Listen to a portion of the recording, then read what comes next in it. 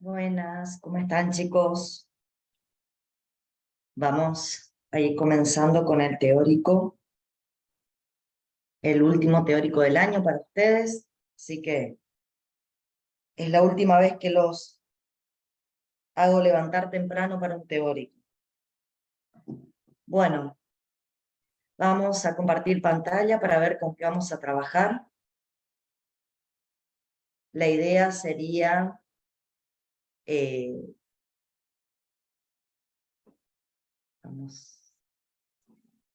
hablar un poquito de la inmunidad especializada de las barreras epiteliales. Nosotros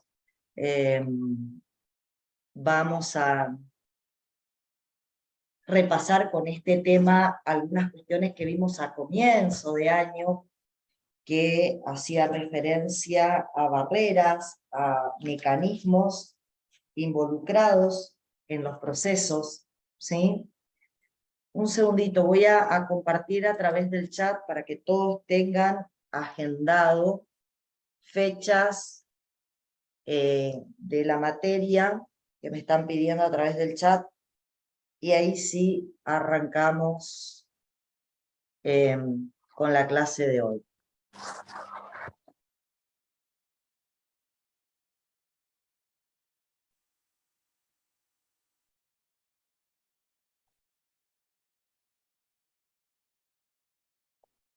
Ya estoy con ustedes.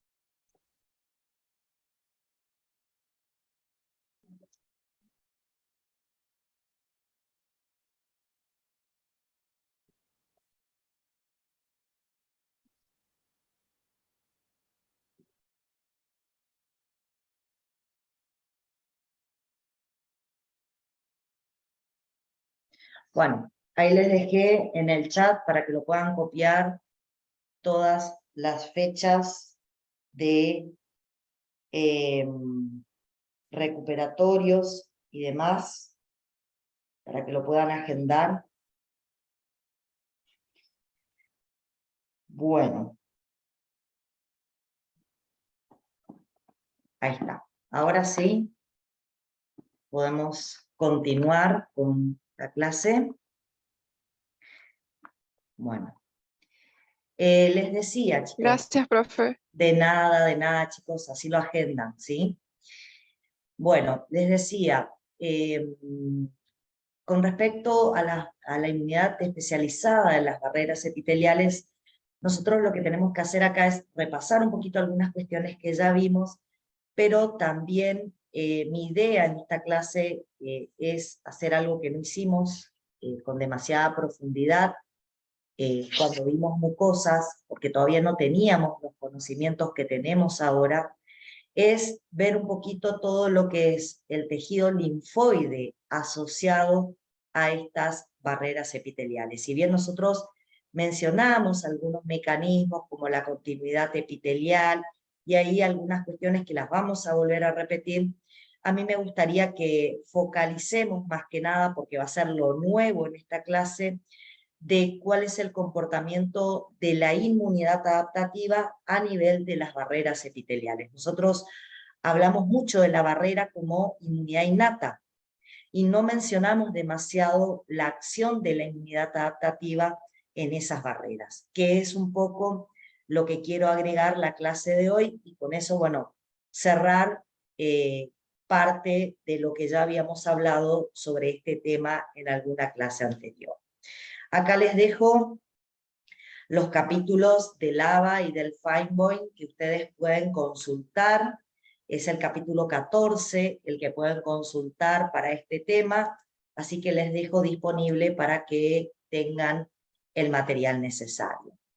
Bueno, para poder empezar a hablar primero de barreras mucosas, y después vamos a hablar por último de la piel, pero primero, para poder empezar a hablar de barreras mucosas, tengo que de alguna manera definir cómo está conformada esa barrera mucosa para después entender cómo se lleva adelante la inmunidad. Lo primero, y de lo que quizás hemos hablado mucho, es que en esas barreras mucosas nosotros vamos a encontrar fundamentalmente una capa epitelial externa. Esa capa epitelial externa es la que va a impedir la invasión microbiana. Es un epitelio que tiene ciertas especializaciones. Ahora vamos a repasar un poquito las especializaciones que tienen esos epitelios, ¿sí? Y por debajo de esa capa epitelial hay un tejido conjuntivo que sigue formando parte y colaborando con el sistema inmune, ya que en ese tejido conjuntivo nos vamos a encontrar con células en gran cantidad, células de la inmunidad innata, células de la inmunidad adaptativa. Con respecto a las células de la inmunidad adaptativa, nos vamos a encontrar que en algunos epitelios las células están aisladas, pero también pueden aparecer agrupadas, formando algunas estructuras un poco más organizadas, quizás no tanto como los órganos linfoides secundarios capsulados que estudiamos, pero sí con un cierto nivel de organización que nos hablan de una diferenciación funcional, ¿sí?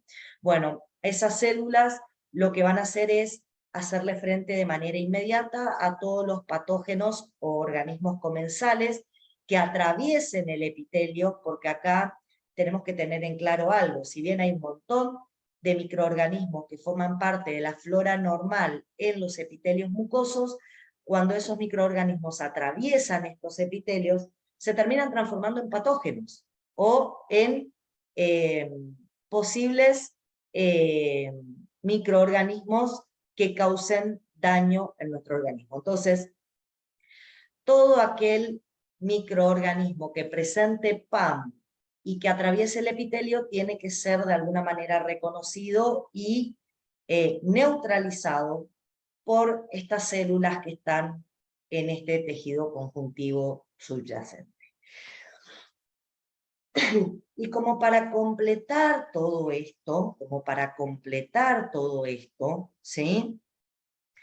Vamos a encontrarnos con ganglios linfáticos que ya no van a formar parte de este epitelio, pero van a estar asociados a través de capilares linfáticos a este epitelio, y hacia dónde van a drenar todos los antígenos que atraviesen el epitelio mucoso, y allí, bueno, va a ocurrir una mayor activación de la inmunidad adaptativa, que es la que finalmente va a estar colaborando con la inmunidad innata.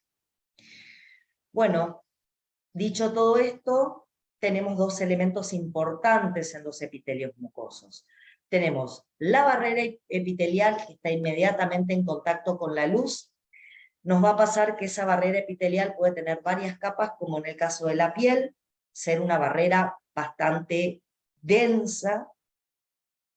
Sin embargo, no siempre nos va a pasar eso. A veces la barrera está formada por una sola capa, asentada sobre una membrana basal, como en el caso de los intestinos. Sin embargo, tiene ciertas adaptaciones que la vuelven una barrera física y un impedimento para que las sustancias que están en la luz puedan atravesarla y acceder al interior de nuestro organismo. Con respecto al tejido conjuntivo subyacente, en la piel nos vamos a encontrar con la dermis. En esa dermis, como les dije, van a haber células de la inmunidad innata, células de la inmunidad adaptativa, vamos a encontrar linfocitos, células dendríticas, macrófagos, mastocitos, ¿sí? También podemos encontrar, como dije, a la inmunidad adaptativa conformando estructuras más organizadas, no tanto como un ganglio, pero sí conformando lo que se conoce como tejido linfático secundario, MALT, tejido linfoide asociado a la glucosa. Y bueno, junto con las células dendríticas, los macrófagos y los mastocitos, lo que van a encargarse es de generar una respuesta inmune fundamentalmente frente a aquellas sustancias que logran atravesar la barrera epitelial. ¿Sí? Bueno, como les dije recién, todos los epitelios mucosos tienen en general algún tipo de flora normal asociada. Y acá aparece algo que vamos a comentar a lo largo de la clase de hoy, y es cómo hacen estas barreras para impedir respuestas inmunes frente a estos microbios no patógenos o a sustancias extrañas que pueden aparecer con los alimentos, ¿sí? Pero sí responder a un pequeño número de bacterias patógenas que se alojan en el mismo espacio en que están las bacterias de la flora normal. Acá en este punto quiero hacer una aclaración. Cuando hablamos de bacterias de la flora normal, cuando hablamos de microbios no patógenos, los vamos a considerar de esa manera siempre y cuando permanezcan en la luz. Cuando por alguna situación, por ejemplo, daño,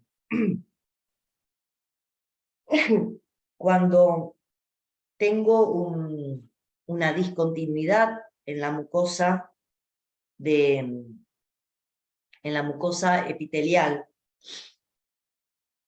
y se discontinúa esta barrera física y estos microbios no patógenos pasan al tejido interno, obviamente ya no los vamos a considerar no patógenos. La idea es, el sistema inmune asociado a la mucosa trata de que esa mucosa no genere respuestas contra las bacterias que normalmente son comensales y están en la luz. Cuando estas bacterias comensales se toman la atribución de intentar invadir nuestros tejidos, el sistema inmune tiene que reaccionar. Sobre todo lo que tenemos en este tejido conjuntivo subyacente que les acabo de mencionar. Bueno, hecha la aclaración, yo la verdad les cuento que elegí una mucosa, elegí la mucosa del tubo digestivo, y la idea sería desarrollar un poco todo lo que corresponde a los mecanismos tantos innatos como adaptativos de esa inmunidad del tubo digestivo. Y bueno,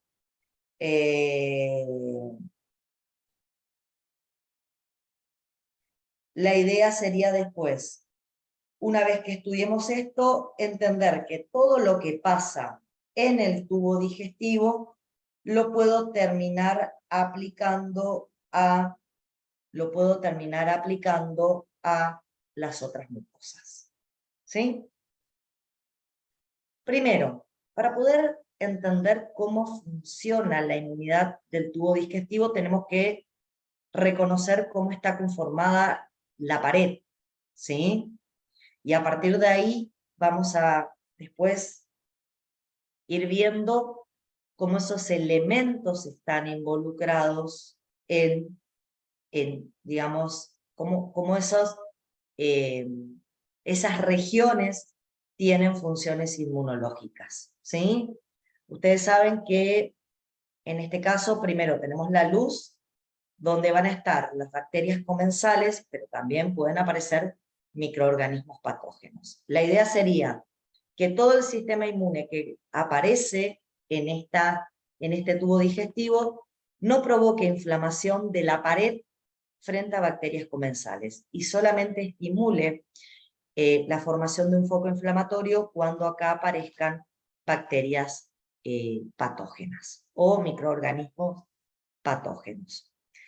Bueno, por debajo de la luz, comenzando con la pared, tengo el epitelio mucoso.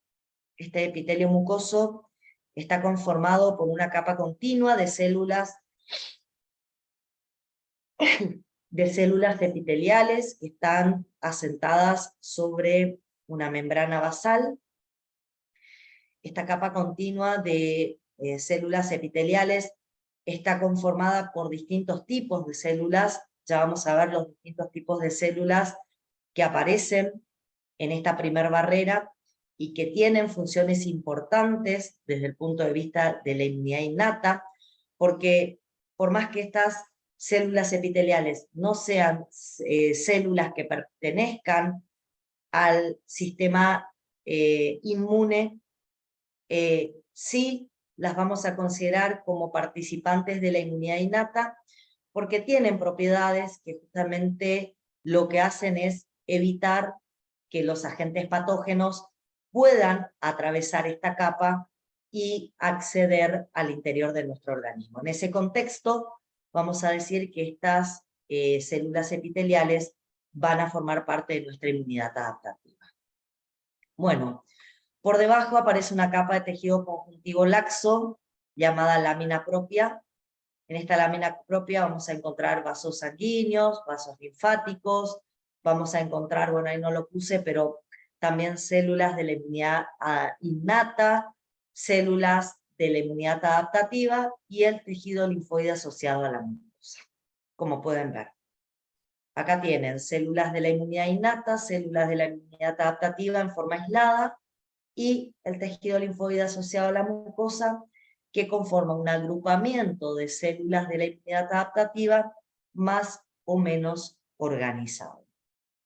Finalmente aparece la submucosa, que es un tejido conjuntivo denso que conecta la mucosa con las capas de músculo liso, y bueno, ahí ya vamos a encontrar ganglios asociados que se van a interrelacionar con los linfáticos que están en la lámina propia, y de esa manera van a poder recibir a los antígenos que logren atravesar este epitelio mucoso.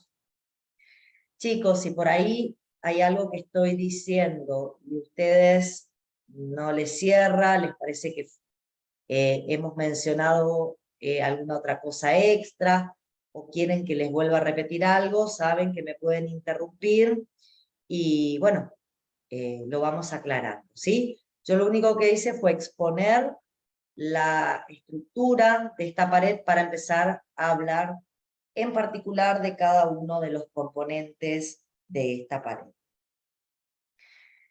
Bueno, vamos a hablar de las células epiteliales. Yo recién les dije, las células epiteliales tienen muchas funciones, funciones importantes.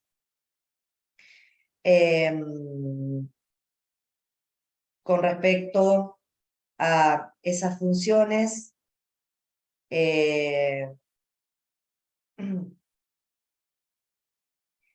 vamos a ir viendo de qué tipo de células se tratan, pero bueno, ¿qué células encontramos allí? Encontramos, por un lado, células caliciformes. Estas células caliciformes también se llaman células de Glovet. Acá, en esta referencia, ustedes la van a encontrar como células de Glovet, ¿sí? Bien.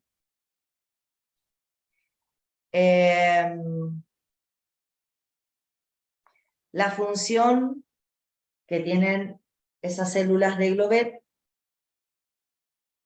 es la de secretar moco. Acá lo ven, están esas células caliciformes, están distribuidas a lo largo de todo el epitelio, y son las responsables de formar esta capa de moco que forma parte de lo que es nuestra inmunidad innata. Ahora ya vamos a volver a hablar de esa capa de moco, ¿sí? Bueno. Después aparecen las células epiteliales, estas que carecen de color marroncito, que son en realidad las que más aparecen. Son las encargadas de hacer los procesos de absorción, son las que tienen todas esas proteínas que nosotros estudiamos, ¿sí? son todas las que tienen esas proteínas que nosotros estudiamos que permiten el ingreso de glucosa, de aminoácidos, ¿se acuerdan? Bueno, y la particularidad es que van a secretar citoquinas. ¿Por qué? Porque esas células epiteliales comunes que aparecen acá son células que tienen receptores RRPs. De la misma manera que las células de la inmunidad innata, estas células tienen receptores RRP. ¿Sí? Bueno, ¿qué más tenemos como importante? Tenemos las células M. Acá quiero que vean, las células M generalmente son células que aparecen en el endotelio, pero exclusivamente en las regiones donde ese endotelio contacta con el tejido linfoide asociado a la mucosa, con el MAL. En todas las regiones donde, perdón, este epitelio quise decir, en todas las regiones donde este epitelio contacta con tejido linfoide asociado a la mucosa, encontramos estas células M. Dentro de un ratito les voy a contar la importancia. Quiero que vean algunas cosas.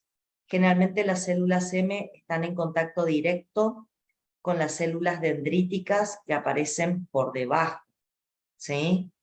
En esta lámina propia, ¿sí?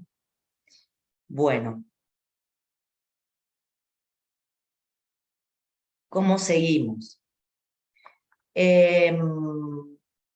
Después también quiero nombrar las células de Panet.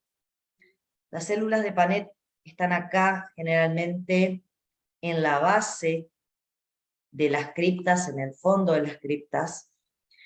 Son células que van a ser estimuladas por citoquinas y tienen una función fundamental que es la de secretar péptidos antibacterianos. Dentro de un ratito vamos a hablar de los péptidos antibacterianos, pero lo que me interesaría es que fundamentalmente aclaremos ahí un poco qué péptidos antibacterianos existen acá liberados hacia la luz del epitelio mucoso. Y bueno, si bien estas células realizan una secreción constitutiva, estas acá también van a aumentar la secreción de péptidos antibacterianos, cuando sean estimuladas por determinadas citoquinas que vamos a mencionar más adelante, ¿sí? Así como liberan de manera constitutiva, en determinadas condiciones esa liberación se incrementa. Bueno, otro detalle por ahí que me gustaría y que reconozcamos algunas células, fíjense todos los linfocitos intraepiteliales que tenemos metidos adentro de esta capa de células epiteliales. ¿Sí? Tenemos linfocitos fundamentalmente metidos en las células epiteliales. También macrófagos metidos en las células epiteliales y algunas células dendríticas que están ahí en una interacción directa.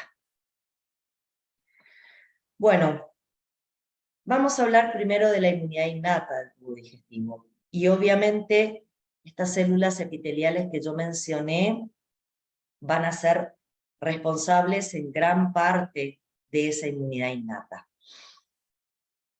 Primero tenemos la barrera física, formada por células epiteliales intestinales, unidas por uniones herméticas.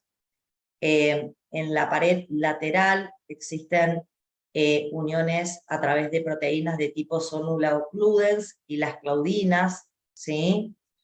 Que establecen uniones estrechas y que impiden que existan espacios interepiteliales para que justamente esos espacios sean aprovechados por los antígenos para atravesar este epitelio simple. Recuerden que es un epitelio simple, por lo tanto tiene que haber una intensa unión entre ambas, porque si quedan espacios interepiteliales, estos espacios pueden ser atravesados por antígenos. Recuerden que está lleno de antígenos acá en la luz. Bueno, ¿qué otra cosa tenemos? La secreción del moco, que era un gel viscoelástico adhesivo y de alto recambio. Como pueden ver, el moco recubre de manera compacta toda la capa superior de este epitelio. Se le adhiere como si fuera un film, ¿sí?, sobre la parte superior. Este gel viscoelástico tiene la capacidad de permitir el pasaje de nutrientes, de gases, pero impide el pasaje de otro tipo de sustancias o solutos que no sean necesarios para nuestro metabolismo. Es más, tiene la capacidad de unir bacterias, y al unir bacterias, como este es un gel que tiene un constante recambio, al desprenderse arrastra las bacterias que quedaron unidas a él, y de esa manera va eliminando todas aquellas posibles bacterias patógenas que intentaron acceder al epitelio, justamente atravesando a través de este gel viscoelástico que termina adhiriéndolas. También es importante porque en ese gel viscoelástico están embebidas las inmunoglobulinas IgA secretorias, que muchas veces no la vamos a nombrar como formando parte de la inmunidad innata, la vamos a estudiar como parte de la inmunidad adaptativa, pero bueno, va a estar ahí embebida. Estas estructuras que aparecen dibujadas acá son las IgA secretorias, y la función que tienen las IgA secretorias es unirse a, unirse a bacterias a través de sus receptores FAB, y a partir de ahí,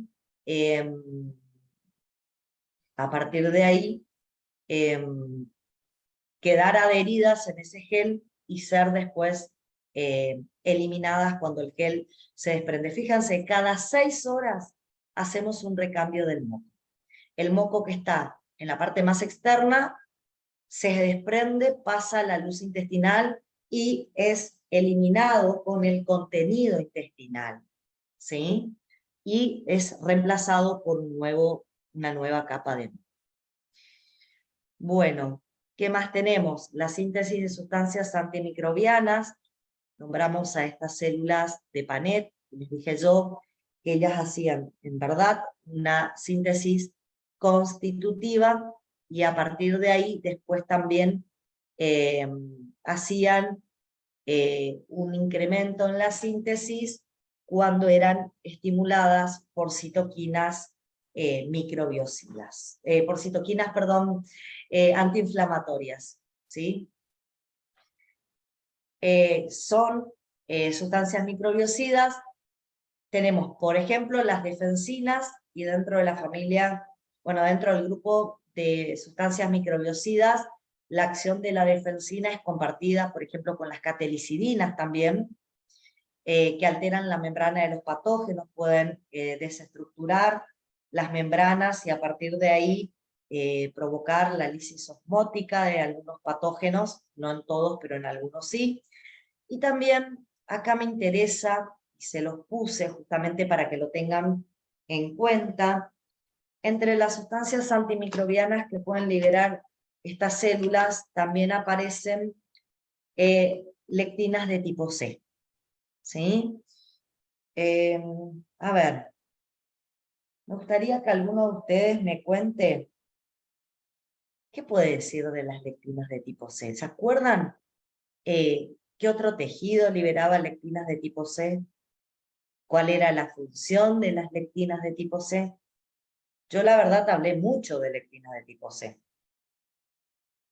¿Cuándo las usábamos? ¿Alguien se acuerda? ¿Qué tejido la liberaba? A ver, vamos a ir recordando.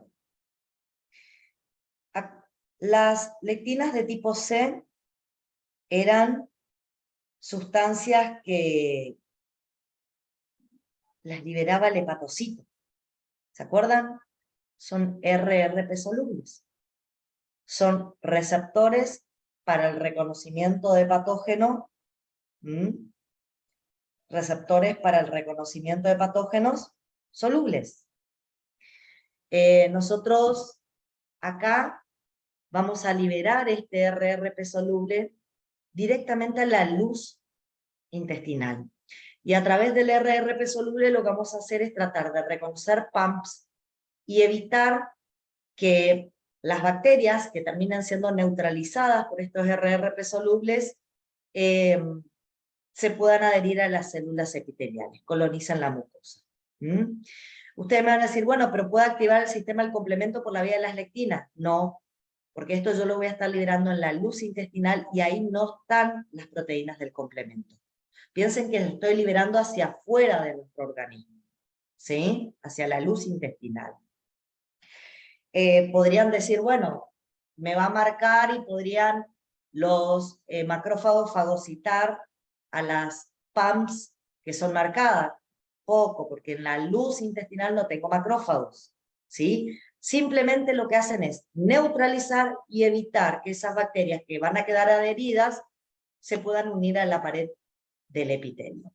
Y bueno, ¿cuál va a ser el destino? Y van a quedar embebidas en el moco y una vez que el moco se ha recambiado, se van a arrastrar y se van a eliminar.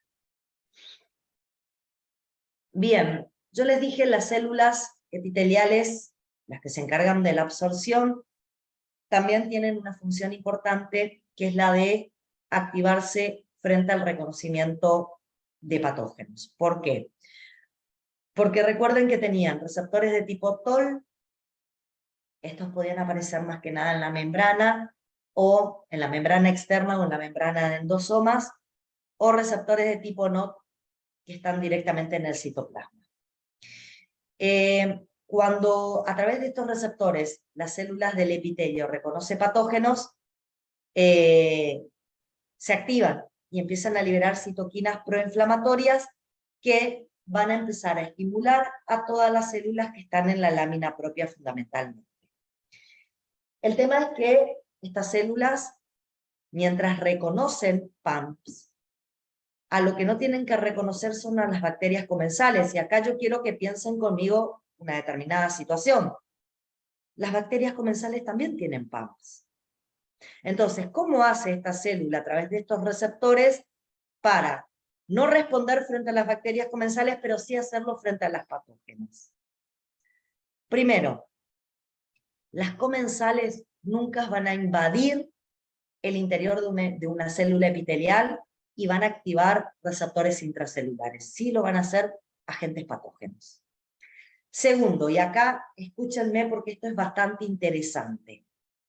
Normalmente, si esta es una célula epitelial, no están los receptores de membrana en la membrana superficial que da hacia la luz. Está en la membrana vasolateral donde convergen dos células entre sí. Ahí en la membrana lateral, ahí aparecen los receptores. ¿Por qué? Porque los únicos que pueden acceder a la membrana lateral son bacterias patógenas que están intentando invadir, porque uno de los mecanismos de invasión es a través de los espacios intercelulares. Y las únicas que van a acceder a espacios intercelulares son las patógenas. ¿Sí? Bueno. Bien. Además, como dije, nos vamos a encontrar con células dendríticas y macrófagos. Las podemos encontrar, y voy a volver acá. Las células dendríticas y los macrófagos las puedo encontrar en la lámina propia, pero también pueden haber algunos macrófagos y algunas células dendríticas ahí metidas entre el epitelio mucoso. Bueno, ¿qué más? Van a aparecer células linfocíticas innatas. Esas células linfocíticas innatas van a ser células que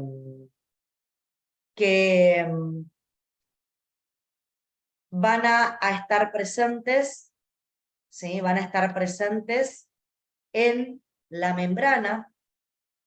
Son células que no tienen para reconocer antígenos, no expresan TCR, sino que se activan en respuesta a citoquinas y tienen un fenotipo muy parecido a los T helper 17, ya que cuando ellas se activan por citoquinas proinflamatorias, empiezan a liberar fundamentalmente interleuquina 17 e interleuquina 22.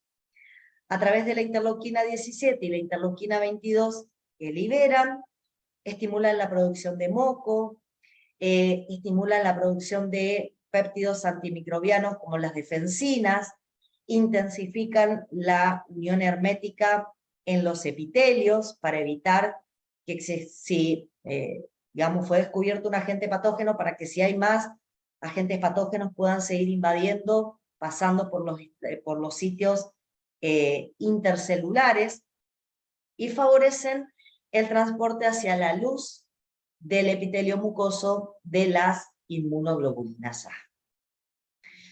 Bien, como pueden ver, acá estoy describiendo componentes que fundamentalmente aparecen en la capa epitelial y algunos que aparecen en la lámina basal y que forman parte de la inmunidad innata.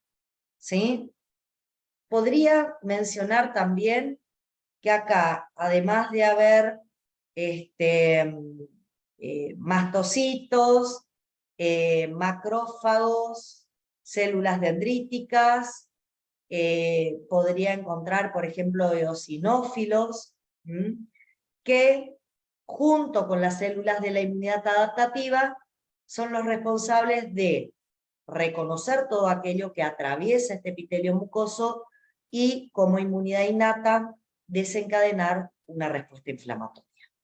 Eso nos faltaría agregar como parte de la inmunidad innata del tubo digestivo. Ahora bien, si quisiera hablar de la inmunidad innata del epitelio, del epitelio, por ejemplo, del epitelio del aparato respiratorio, no salía la palabra, me voy a encontrar con que en el caso del epitelio del aparato respiratorio, podría agregar que las células tienen cilios, que fundamentalmente barren el moco hacia la parte superior, ¿sí? Hacia el esófago, para que el moco sea de alguna manera eliminado por la vía digestiva y no se acumule en la parte más interna del aparato respiratorio. Bueno, ¿alguna pregunta sobre lo que es inmunidad innata? Sobre lo que les dije sobre inmunidad innata. ¿Alguna pregunta? No, profe, gracias. Bueno, yo creo que esto está bastante claro porque es lo que más o menos hablamos. Yo creo que lo nuevo va a venir ahora. ¿Sí? Que es un poco que tenemos de inmunidad adaptativa. Y ahí sí viene lo nuevo para nosotros.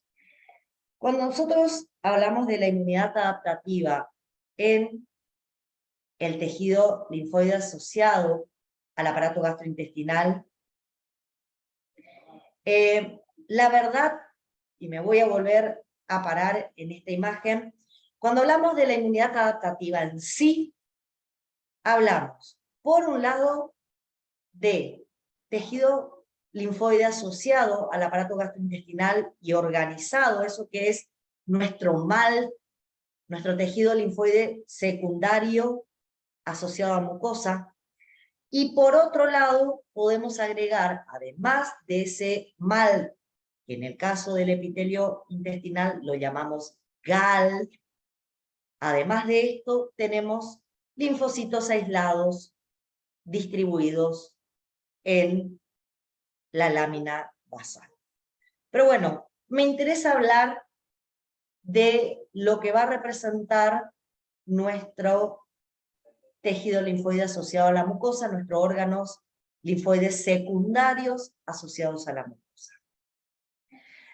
Dentro de esos órganos linfoides secundarios, dentro de ese GAL, me voy a encontrar con sitios inductivos, donde fundamentalmente voy a encontrar linfocitos T y B vírgenes que se van a activar, van a proliferar y se van a transformar en células efectoras. Esto lo voy a encontrar en las placas de Peyer, en los ganglios mesentéricos y en los folículos aislados que van a estar en la lámina propia. Ahora voy a hablar un poco de estas estructuras. Y nos vamos a encontrar con sitios efectores. Los sitios efectores son el propio epitelio y la propia lámina propia, ¿sí? En esos sitios nos vamos a encontrar con linfocitos CD4 y CD8 efectores. También van a haber células de memoria, y también pueden haber NKT y linfocitos T con receptores gamma delta. En la lámina propia, en estos sitios efectores, estos linfocitos van a estar interactuando con la inmunidad adaptativa, con neutrófilos, macrófagos, mastocitos y natural killer. En los sitios inductivos están interactuando entre ellos y a lo sumo con células dendríticas. Bien, vamos un poquito a los sitios inductivos. Vamos a hablar del tejido linfoide asociado a la mucosa, del mal, que en el intestino está representado por placas de Peyer que encontramos en la región distal del ilion y por folículos aislados que encontramos en el apéndice y en el colon. ¿Cuál es la diferencia entre una placa de Peyer y un folículo aislado? La verdad es que la placa de Peyer son estructuras un poco mejor organizadas que los folículos aislados, y están mejor organizadas porque tienen folículos de linfocitos B bien organizados, que pueden estar como folículos primarios o secundarios, dependiendo si esos linfocitos se encuentran en un estado de, digamos, virgen, o están activados y en un estado de diferenciación. Además de linfocitos vírgenes, linfocitos en diferentes estados de diferenciación, en esos folículos van a haber linfocitos T foliculares, T helper foliculares. Alrededor de los folículos de linfocitos B va a haber un acúmulo, van a haber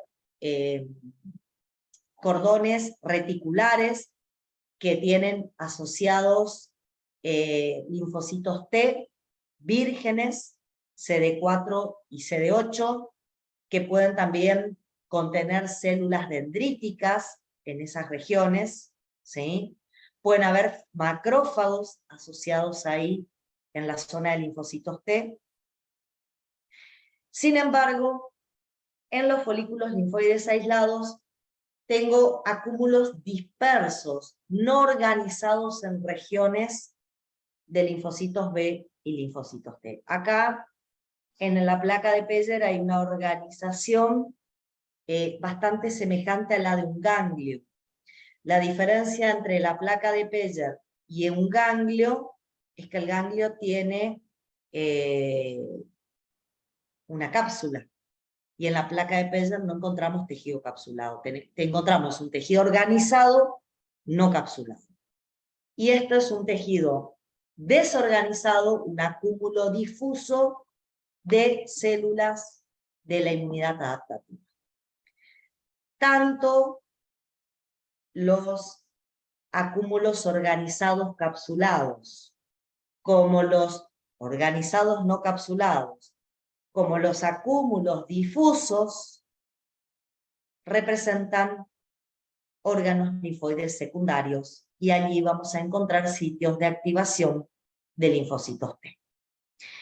En la lámina propia de los tejidos asociados a las mucosas, encontramos estructuras como la placa de Peyer o folículos aislados. Por ejemplo, si hablamos de la mucosa gastrointestinal, no tenemos que olvidar que en la zona de la boca y de la orofaringe tenemos acúmulos que forman las amígdalas, que también son semejantes a las placas de Peyer, ¿sí? Esto nos vamos a encontrar en la parte superior, en la boca y en la orofaringe, ¿sí? Estructuras amigdalinas. Bueno, y lo que quiero que vean es cómo funciona este tejido linfoide asociado a la mucosa. Una particularidad que quiero que observen es donde existe tejido linfoide asociado a la mucosa, donde hay MAL, que en realidad acá se llama GAL, hay células M directamente relacionadas. Fíjense, donde está el tejido directamente tomando contacto con el epitelio mucoso, hay células M relacionadas con ese tejido linfoide. ¿Qué función tienen estas células M? Acá la ven relacionadas a una placa de Peyer. Podría ser un folículo linfoide aislado.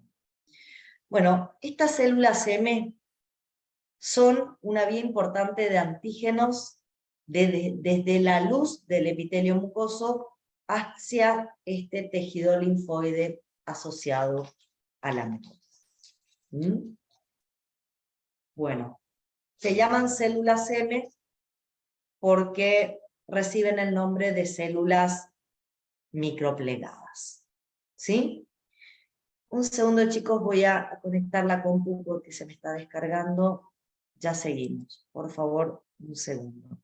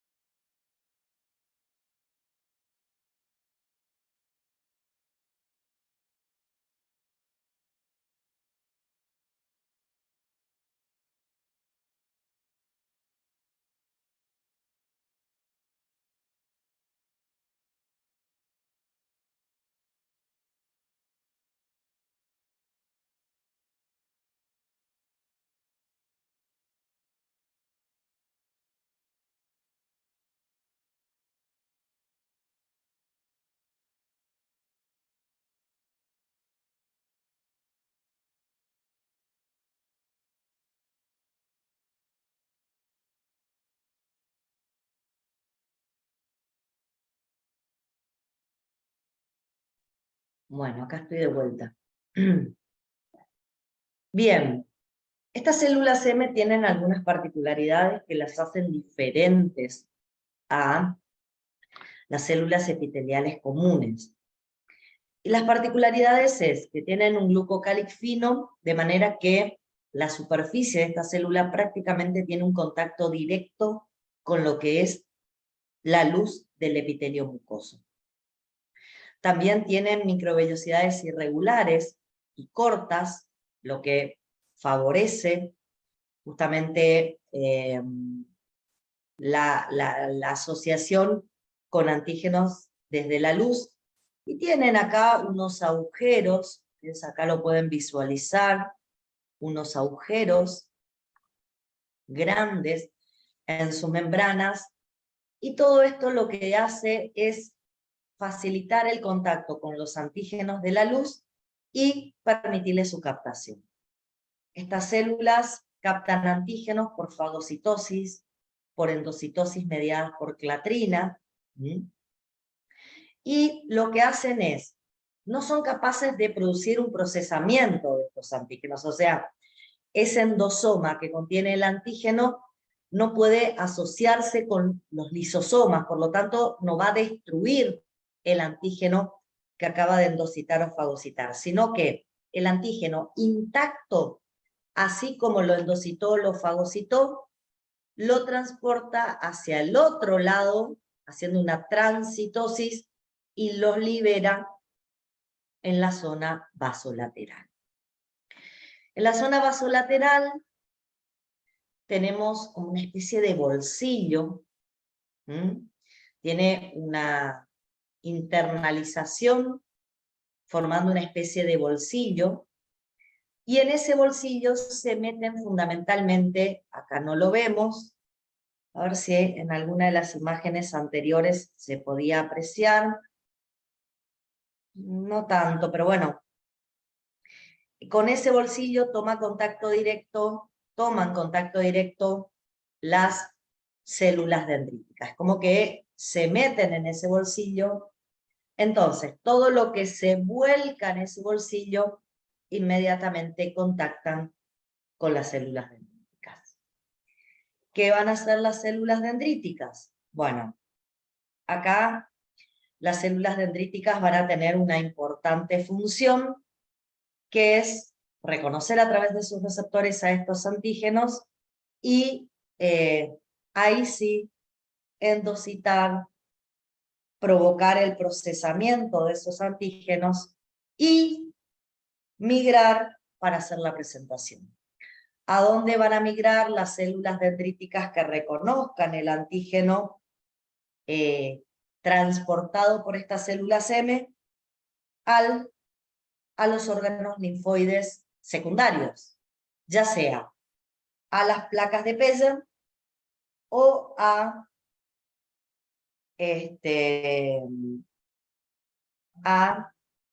los ganglios mesentéricos cercanos? ¿Sí? Bueno. Profe, essas células dendríticas são solamente maduras ou há vírgenes também? Van a estar inicialmente como vírgenes ubicadas en este bolsillo, como inmaduras, no vírgenes. Nosotros usamos el concepto de inmaduro, ¿sí? Como inmaduras están acá. Cuando las células M transportan antígenos y ellas toman contacto con el antígeno, ahí se transforman en maduras, porque acordate que para poder tener capacidad de migración tienen que haber madurado.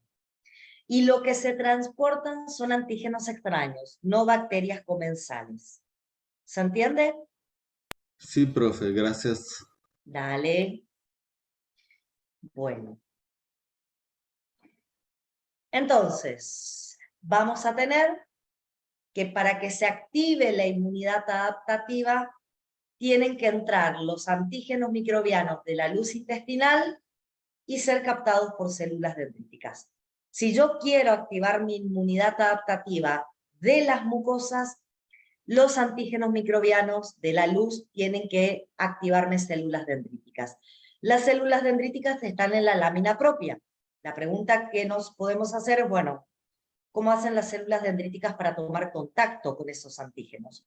Uno es el mecanismo que ya les describí a través de la célula M. Pero les quiero contar que muchos antígenos no atraviesan el epitelio a través de las células M para finalmente ser reconocidas por las células dendríticas, sino que son microorganismos invasores, que por sí mismos buscan atravesar el epitelio mucoso.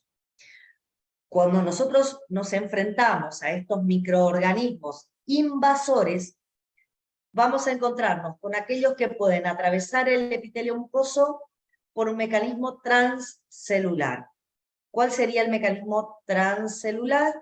Se internalizan en el epitelio mucoso, pueden usar receptores de membrana, un virus, por ejemplo, puede adherirse a receptores de membrana e internalizarse, y luego abandonan el epitelio mucoso pasando a la lámina propia por la pared, digamos, basal.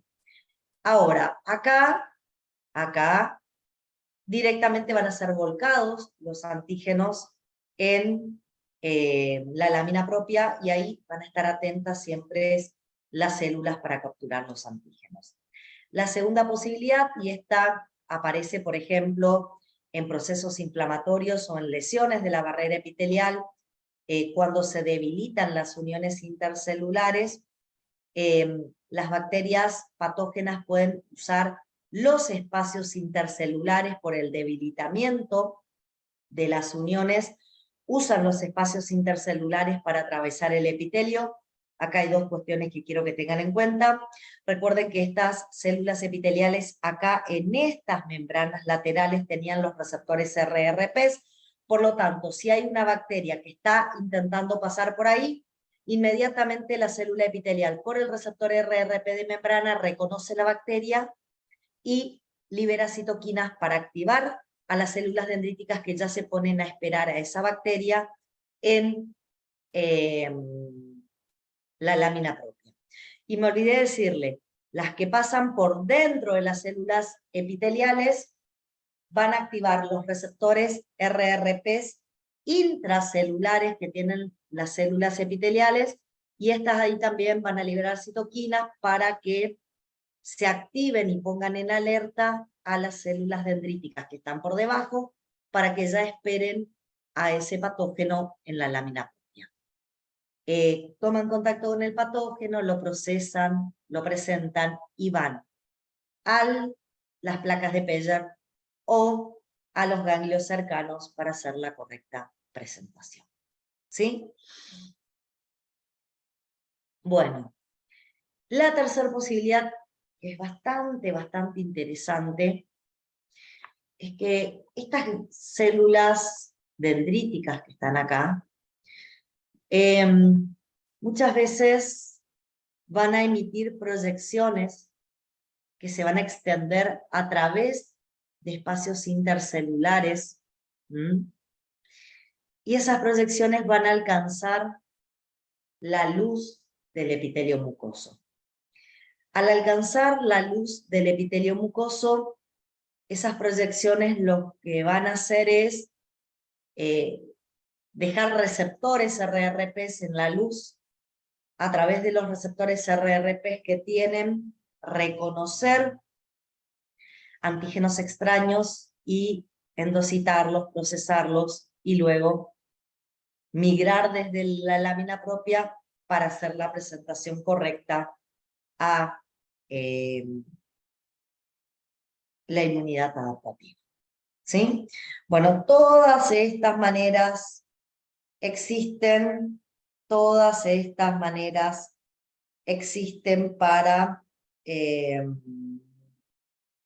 digamos, lograr la activación de la inmunidad adaptativa. Bueno,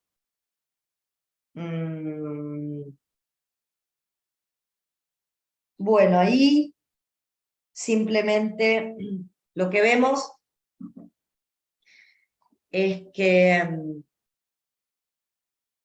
los ganglios mesentéricos, junto con el tejido linfoide asociado a la mucosa, va a provocar la activación de linfocitos T vírgenes. Y bueno, una cosa importante, que era lo único que quería contarles acá, que los linfocitos T que se activan tanto en el tejido linfoide asociado a la mucosa, como en los ganglios más organizados, son linfocitos que expresan, por un lado, esta integrina, la integrina alfa 4 beta 7, en su membrana. Recuerden que la integrina eran moléculas que se podían unir a proteínas de la superfamilia de las inmunoglobulinas y ayudaba a los linfocitos a la unión firme para abandonar un vaso y introducirse en un tejido y unirse a proteínas de la matriz de un tejido para poder ser transportados a lo largo de ese tejido. Bueno, esa integrina lo que va a hacer es facilitar la llegada de estos linfocitos activados a la lámina propia del de la mucosa, digamos, a la lámina propia de la pared intestinal. Y ustedes se preguntarán, ¿y por qué va la lámina propia de la pared intestinal y no se va a otro lado desde el ganglio? ¿Por qué no sale a sangre? O circula por capilares linfáticos hacia otro sitio. Porque todos los linfocitos que se activen en esta zona expresan un receptor para quimiosina, que es el receptor CCR9. Este receptor para quimiosina, que lo va a tener el CD8, el T-helper1, el T-helper17, los T reguladores y los T-helper2 que se formen en estos órganos linfoides secundarios, van a ser atraídos por una quimiosina que es la CCL25, que fundamentalmente la libera la célula del epitelio mucoso. Como es la célula del epitelio mucoso la que libera la quimiosina, que atrae a los linfocitos, ¿sí? Vamos a lograr que todos migren y se alojen en la lámina. No se alojan formando estructuras organizadas.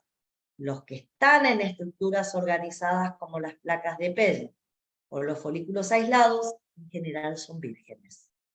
Los que aparecen como linfocitos activados o de memoria quedan aislados en la lámina propia o se internalizan directamente en el epitelio, como linfocitos intraepiteliales.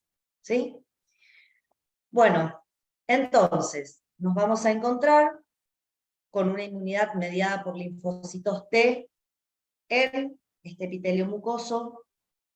Los representantes de esa inmunidad mediada por linfocitos T van a ser, por un lado, los T intraepiteliales, que están directamente entre medio de las células epiteliales.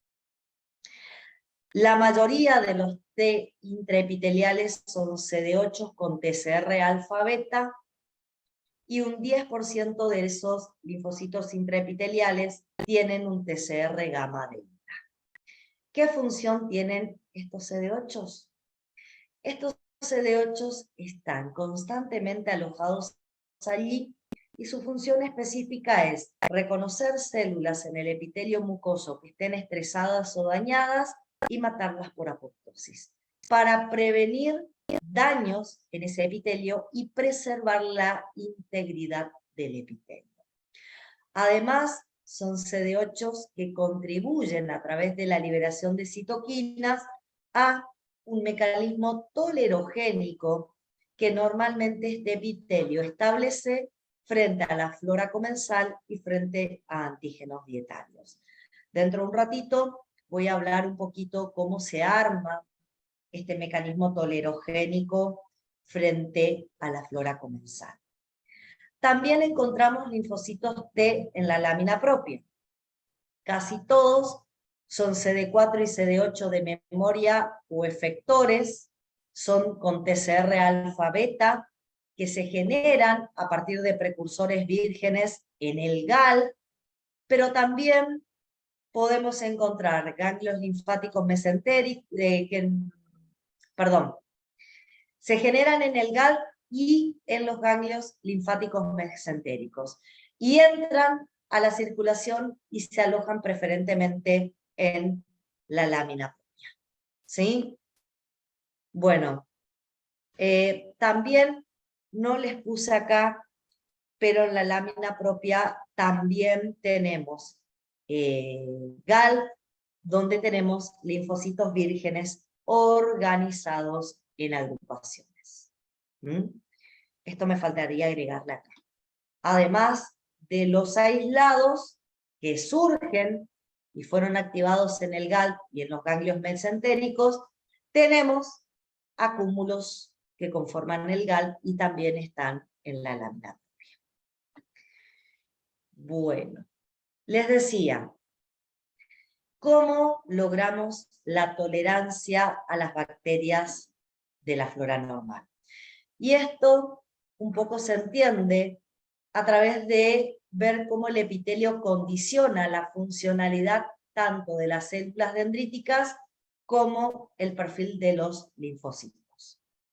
Y lo que vamos a ver es que los enterocitos, frente a la flora normal, secretan una citoquina que se llama linfopoyetina de la estromatímica. Esta linfopoyetina de la estromatímica favorece la formación en la lámina propia de T-helper-2. Los T-helper-2 que van a formarse a partir de esta citoquina en la lámina propia van a liberar interleuquina 4 e interleuquina 13 que van a disminuir la expresión de RRPs en células de la mucosa. Con esto, ¿qué tienen que entender? Que las células del epitelio mucoso, en ausencia de patógenos y en presencia solamente de una flora normal, no expresan receptores RRPs, para evitar activarse frente a los PAMPs que expresa la propia flora normal. Fíjense qué interesante. Disminuyen la expresión de RRPs para evitar tener que activarse porque la flora normal también tiene PAMPs. Lo otro que hace esta linfopoyetina de la estromatímica es generar células dendríticas tolerogénicas, ¿sí? Ya que transforma a las células dendríticas en un fenotipo que les impide la formación de interleuquina 12, anula la capacidad de la célula dendrítica de formar interleuquina 12, por lo tanto la célula dendrítica no va a poder generar T-helper-1 en presencia de esta citoquina, de la linfopoyetina.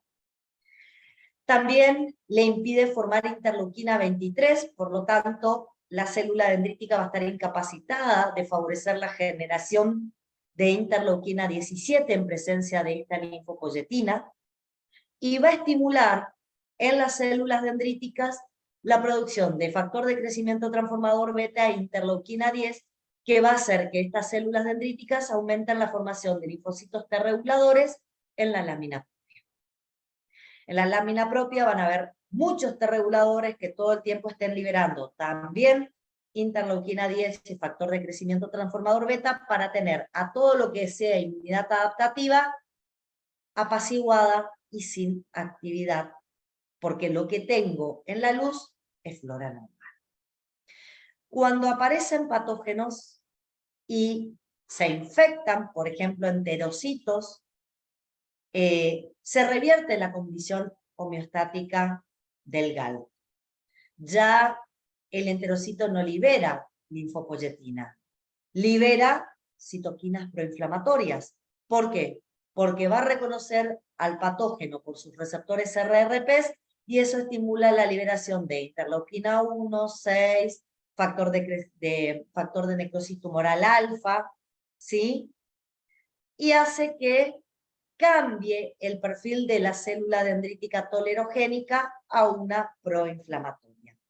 Esta célula dendrítica va a empezar a favorecer la formación de T-helper-1, T-helper-17, se van a activar CD8 y vamos a tener una respuesta inmune adaptativa frente a PAMPs que fueron encontrados en contacto con el epitelio intestinal. Como pueden ver, hay elementos bastante precisos que modulan a mi inmunidad adaptativa para que cuando no hay patógenos existan perfiles antiinflamatorios y cuando aparecen los patógenos existan perfiles proinflamatorios. ¿Se entiende esto? ¿Alguien quiere que vuelva a explicar algo en particular? ¿Está claro?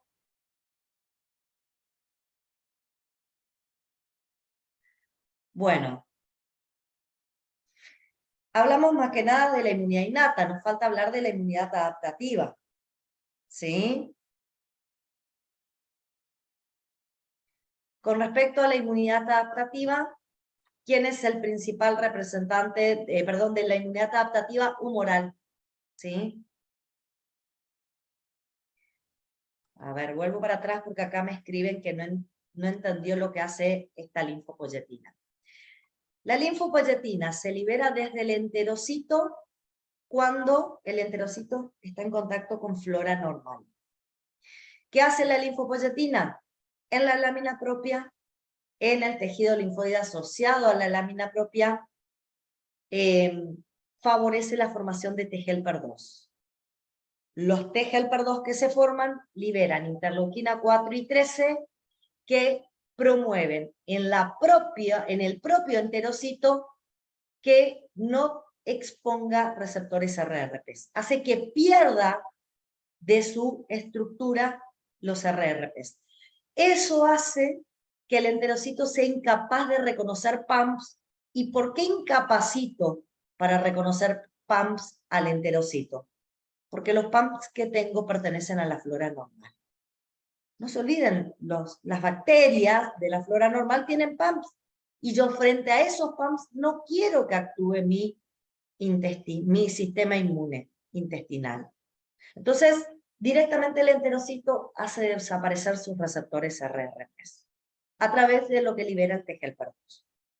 Pero no solo actúa favoreciendo la formación de T helper 2, la linfopoyetina también genera células dendríticas tolerogénicas. ¿Qué implicaría formar células dendríticas tolerogénicas? Son células dendríticas que se incapacitan en fabricar interleuquina 12 e interleuquina 23. Las células dendríticas tolerogénicas no pueden sintetizar interleuquina 12 ni tampoco interleuquina 23. Por lo tanto, en presencia de esta linfopoyetina no se pueden estimular ni T helper 1 ni T helper 17.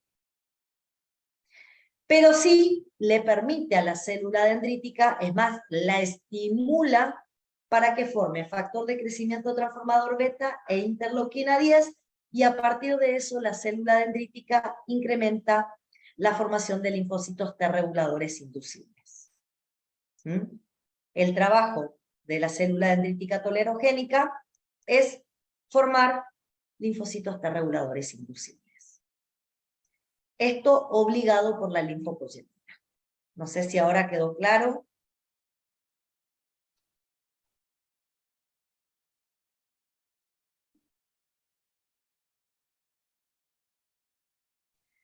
A ver, la pregunta que me hace Gisela es ¿cómo hacen para reconocer a las bacterias que no forman parte de nuestro sistema? Bueno, ¿por qué? Porque cuando aparecen, te lo puse, en presencia de patógenos o por una infección de los enterocitos, porque hay una bacteria extraña que se internalizó dentro del enterocito, se deja de liberar la linfopoyetina y se revierte todo esto. Deja de ser tolerogénica la célula dendrítica y aparecen todos los mecanismos que yo mencioné.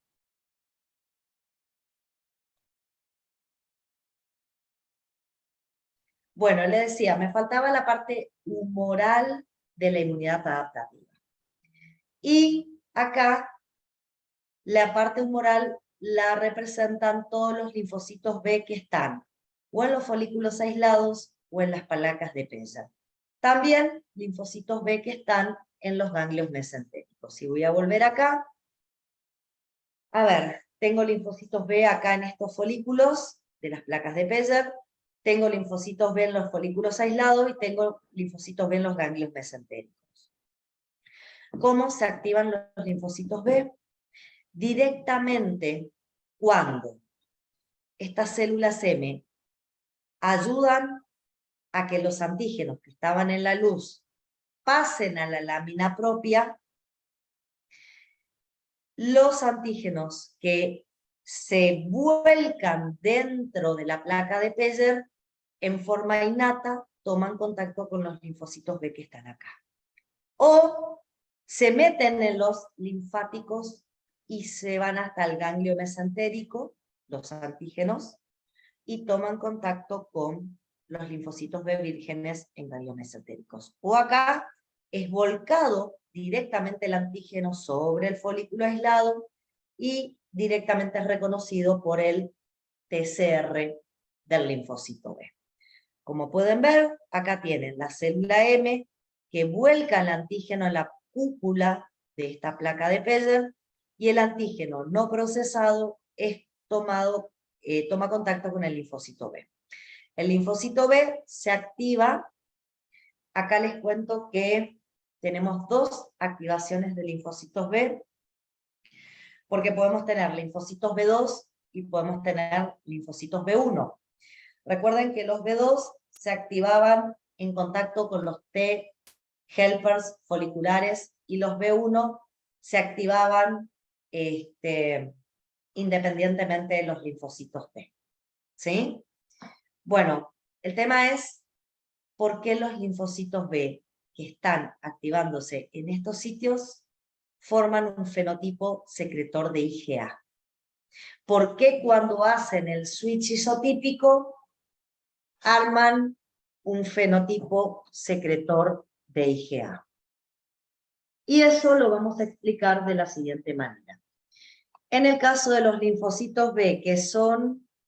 en el caso de los linfocitos B, que son dependientes de T para activarse los B2, el switch isotípico hacia la formación de IgA lo hacen porque durante el contacto entre el B y el T helper folicular se establece una unión entre el CD40 del linfocito B y el ligando del CD40 que expresa el T helper folicular. Esa interacción CD40 ligando CD40 provoca que en el switch isotípico el gen seleccionado sea el alfa y por lo tanto el plasmocito que se forma a partir de ahí va a ser un plasmocito secretor de IgA. Bien, en el caso de los linfocitos B que se activan en ausencia de T helper foliculares, los B1, van a recibir citoquinas liberados por células dendríticas que van a reconocer a la bacteria, al PAM. Esas citoquinas son la APRIL, el factor de crecimiento transformador beta y la BAF, y estas citoquinas ayudan al switch isotípico para que se transforme en una célula secreta, en un plasmocito secretor de IgA. A partir de ahí van a aparecer células que van a liberar fundamentalmente IgA. La IgA es dimérica, está formada por la unión de dos inmunoglobulinas A unidas a una cadena J. La cadena J une las dos IgA por sus regiones Fc. Esa IgA va a tomar contacto con un receptor que se llama receptor de poliinmunoglobulina, que está en la pared basal de la célula del epitelio mucoso. La asociación con ese receptor va a provocar una endocitosis y a partir de ahí una transitosis de la IgA dimérica hacia la pared que toma contacto con la luz del epitelio mucoso. Una vez que llega ahí, parte del receptor es hidrolizado y otra parte del receptor, que se llama componente secretor, permanece unido a la IgA secretoria, que ahora termina volcándose hacia la luz intestinal.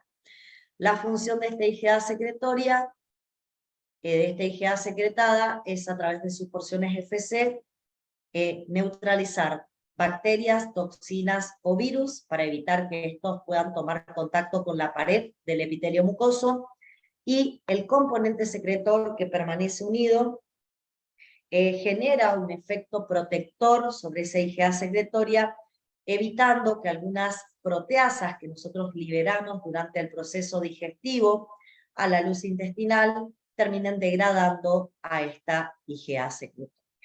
¿Sí?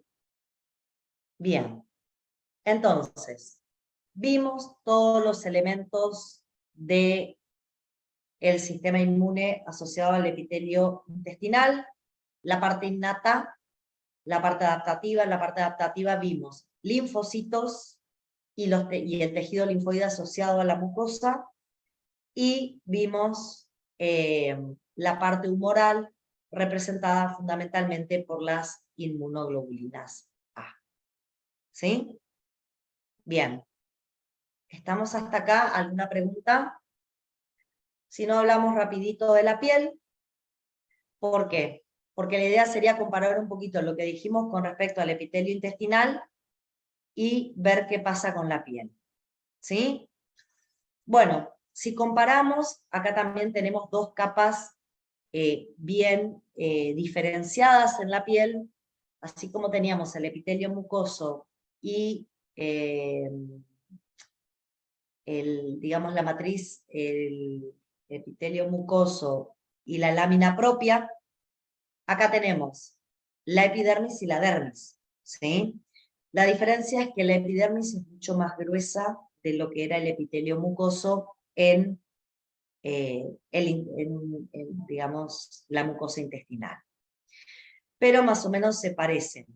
Forma una barrera física en la epidermis encontramos linfocitos intraepiteliales, células dendríticas, encontramos a las células especializadas de la epidermis, que son los queratinocitos, que se van a comportar también, al igual que las células epiteliales mucosas, se van a comportar también como células de la inmunidad innata, y por debajo en la dermis tenemos vasos, vénulas postcapilares, vasos linfáticos, células de la inmunidad innata, células de la inmunidad adaptativa. Lo que no vamos a encontrar acá es tejido linfoide asociado a la mucosa. No vamos a encontrar esos acúmulos más organizados como la placa de Peyer, o más difusos como los folículos aislados.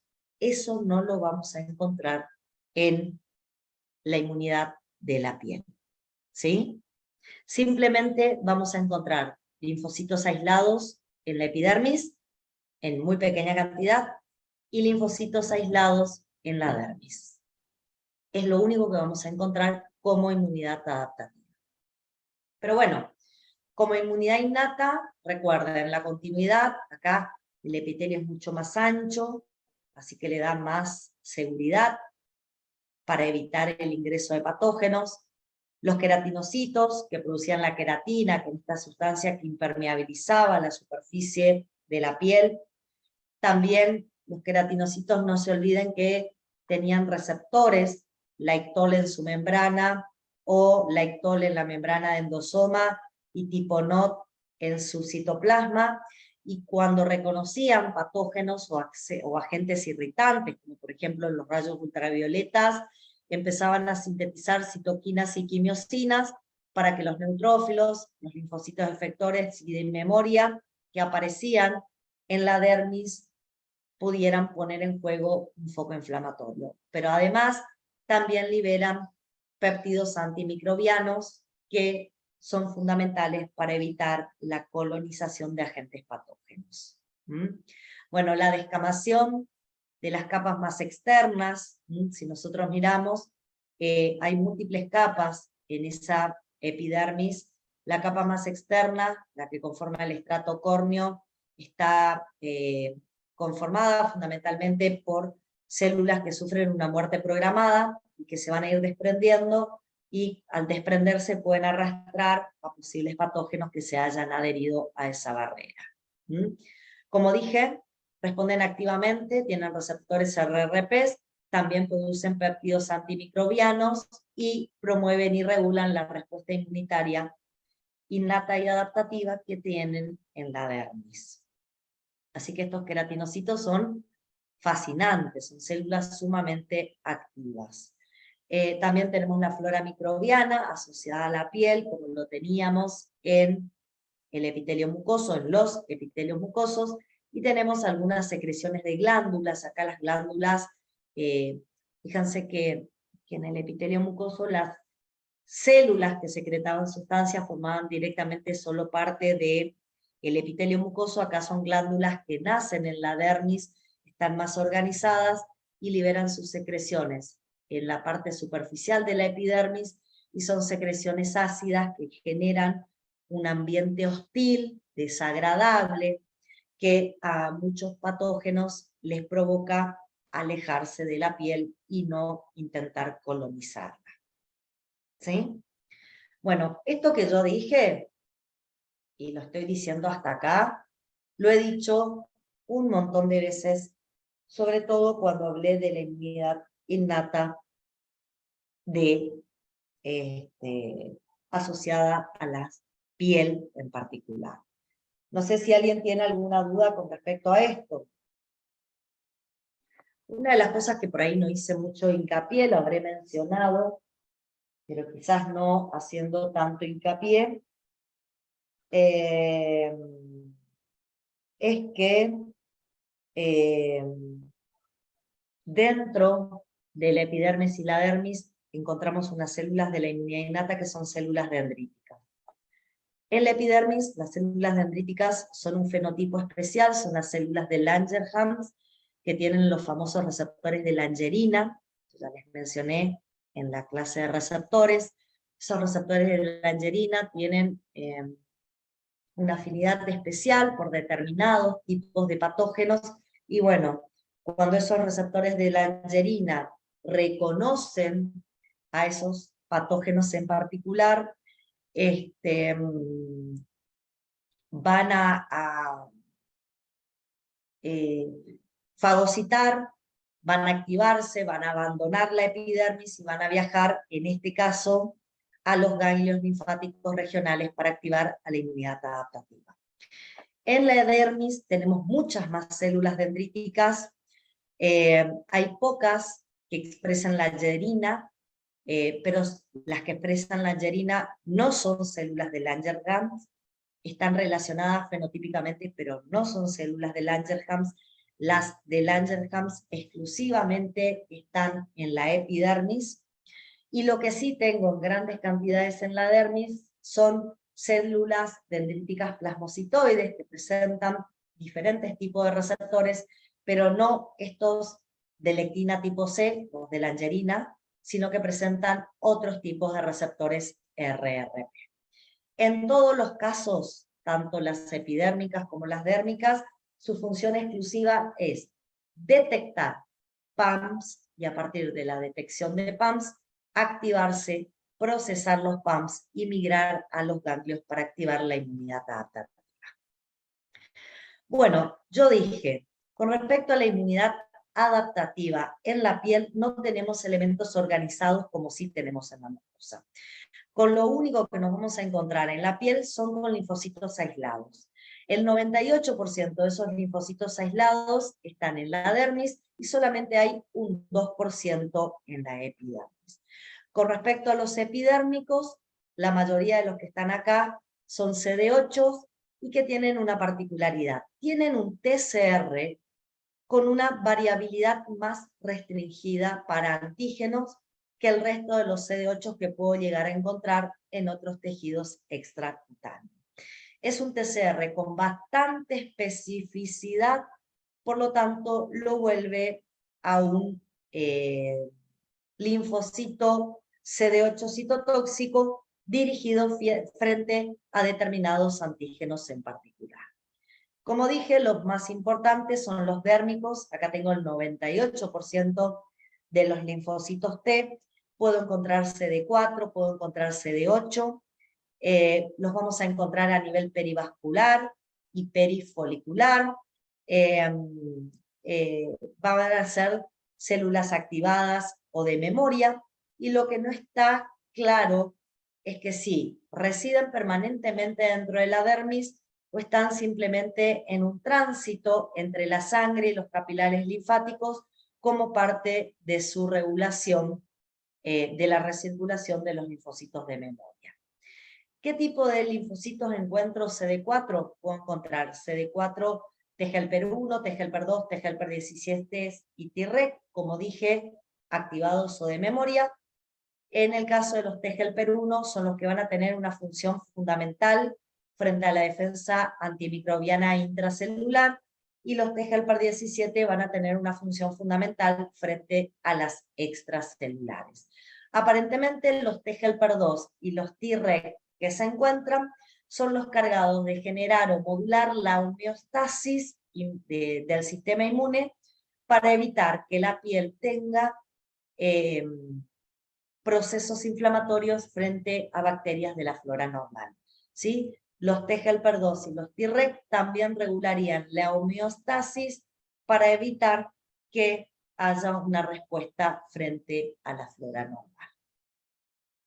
Bueno, como pueden ver, hicimos un repaso bastante profundo de cosas que ya habíamos hablado, pero más que nada agregamos todo lo que correspondía a inmunidad adaptativa, que fue lo que no habíamos mencionado en la clase de inmunidad innata.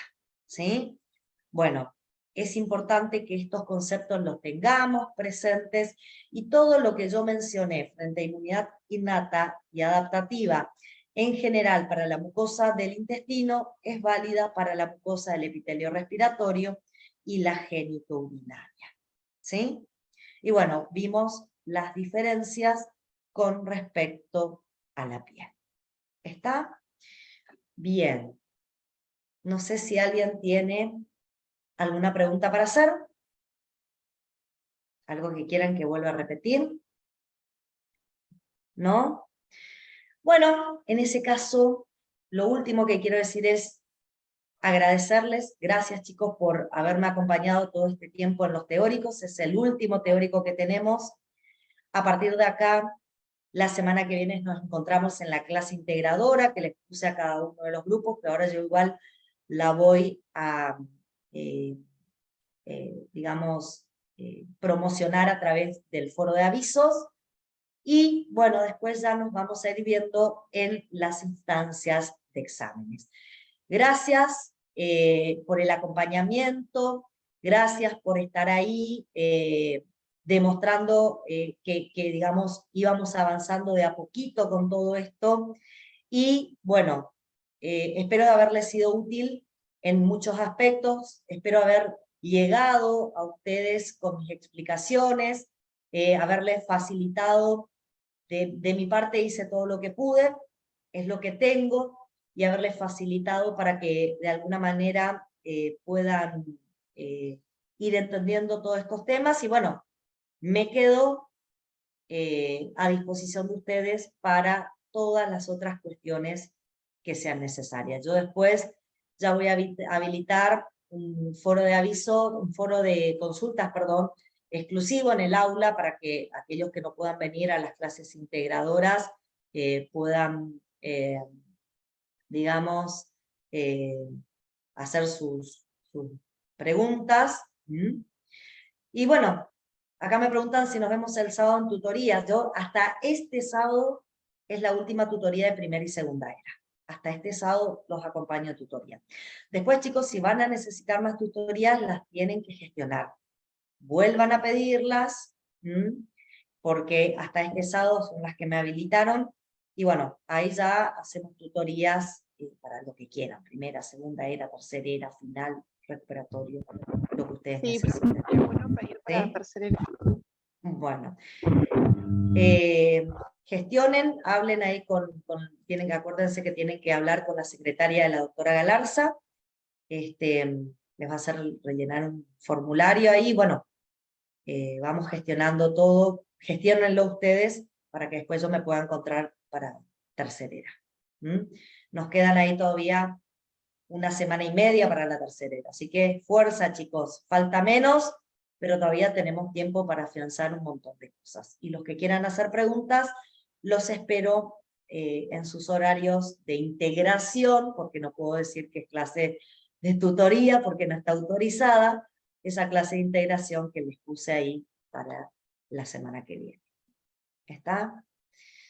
Bueno, nos vemos, chicos. Hasta luego. Chau, chau.